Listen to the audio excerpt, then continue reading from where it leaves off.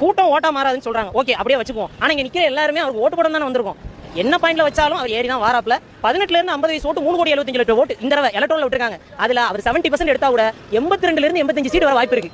51 வயசுல இருந்து 100 வயசு ஓட்டு ஓவராலா 2,70,00,000 ஓட்டு தான். சோ பேட்டல் படி 3 கட்சி வலுவா போட்டு போடுதுன்னா ஒருத்தருக்கு தேவை 2,80,00,000 ஓட்டு தான். ஏன்னா போலிங் மொத்தமா எலக்ட்ரோலோட கணக்குப்படி மார்ச் 27 2026 படி 5,80,00,000 ஓட்டு தான் சொல்றாங்க. அப்ப 3 கட்சி போட்டி போடுதுன்னா ஒருத்தர் வலுவா 3 கோடி ஓட்டு எடுத்தா அவர் தான் ஜெயிக்க போறாரு. மற்ற கட்சிகள் என்னமோ சொல்றாங்க, இவர் மக்களுக்கு செய்யணும் வந்திருக்காரு, வாய்ப்பு கொடுத்துப்போம். இருக்கட்டுமே. இப்ப 1,90,000 ஓட்டு நாடாரு கிறிஸ்தவர்கள் இருக்காங்க. அது தவிர்த்து இதர சமூகம் 33 சமூகம் இருக்குல்ல, 48,000 ஓட்டு இருக்குல்ல. அப்படியும் 3 கட்சி வலுவா போட்டி போடும்போது உங்களுக்கு யார் 80,000 ஓட்டு எடுக்கிறாங்களோ அவங்க தானே ஜெயிப்பாங்க. சரி, இப்ப தூத்துக்குடி மத்தி சொல்றீங்க, ஸ்ரீவைகுண்டம் இருக்கு, அதுக்கடுத்து இப்ப ஸ்ரீவைகுண்டத்துக்கு அடுத்து நம்ம ஓட்டப்படாரம் இருக்கு, ஓட்டப்படாரத்துக்கு அடுத்து விளாத்திக்குளம் இருக்கு, கோயில்பட்டி இருக்கு.